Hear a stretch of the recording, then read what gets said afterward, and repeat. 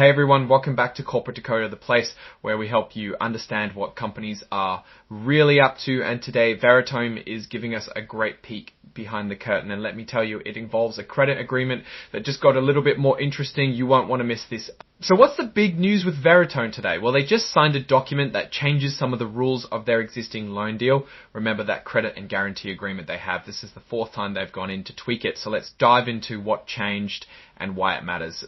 Alright, so Veritone has inked a fourth amendment to their credit and guarantee agreement. This sounds a bit dry, but it covers the money they owe and how they're supposed to manage it. Think of it like a prenuptial agreement, but for loans, and the latest changes are pretty key. The main thing here is about something called consolidated liquidity. Now this just means how much readily available cash the company has on hand or can easily get its hands on to cover its bills and short-term needs. So for a period from early June to mid-September this year, they needed to keep at least $5 million in this easily accessible cash pot. But here's the kicker: starting September 13th, that requirement jumps up significantly to $15 million, and that higher amount stays in place until the loan is fully paid off. This tells us the company is needing to bolster its cash reserves, or perhaps the lenders are getting a little more cautious. Now, this amendment is considered a material definitive agreement, meaning it contains important terms that could affect the company's operations or finances. The fact that they've amended it 4 times suggests ongoing discussions and adjustments to their financial strategy or perhaps the economic environment they're operating in. This filing also touches on direct financial obligations, which is basically a fancy way of saying they have debt.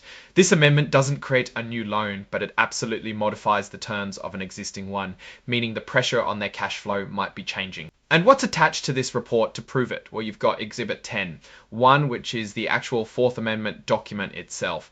This is where all the nitty-gritty details are laid out. This specific exhibit is the full text of the agreement that was signed on August 29th, 2025 between Veritone and all the other parties involved, like the subsidiaries that guaranteed the loan and the folks who lent the money. And then there's Exhibit 104, which is the interactive data file standard for these SEC filings, making the information more accessible to computers. So that's the technical side of things. Let's think about what this all means for Veritone. Now, looking at this from a 30,000-foot view, these changes to the credit agreement indicate a need for more liquidity or perhaps a proactive move by Veritone to ensure they meet stricter lender requirements as they move forward. It signals a period where cash management is going to be super important. A $5 million minimum liquidity requirement is one thing, but a jump to $15 million by mid-September is a pretty significant increase. This could mean several things. They might be anticipating larger expenses, planning for a period of lower revenue, or the lenders might be sensing some increased risk and want more of a safety net. Think about it like this: if you're borrowing money and the bank tells you you suddenly need to keep a much larger amount of cash in your checking account, it probably means they're either a bit worried you might need it, or they want to make sure you have plenty to handle whatever the future throws at you. For Veritone, this means they need to be very mindful of their cash flow over the next few months, ensuring they have at least $15 million readily available from September onwards. This could impact their ability to invest in new projects or acquisitions if cash is being held back due to these covenants. Warren Buffett always says rule number 1 is don't lose money, and rule number 2 is don't forget rule number 1.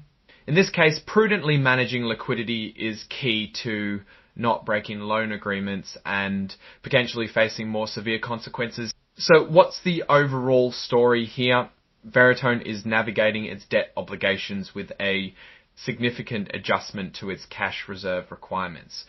This increased liquidity demand suggests a heightened focus on financial stability, likely driven by lender requirements or a strategic decision to fortify their financial position. Given market conditions, it's a clear sign that managing cash effectively is paramount for the company's immediate future.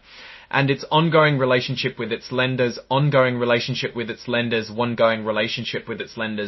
That was a quick look at Veritone's latest filing. Remember to like this video if you found it helpful and subscribe for more clear breakdowns of corporate news. Let us know in the comments what other companies you want us to decode, and don't forget to join our Discord community linked in the description below. Thanks for watching Corporate Decoder.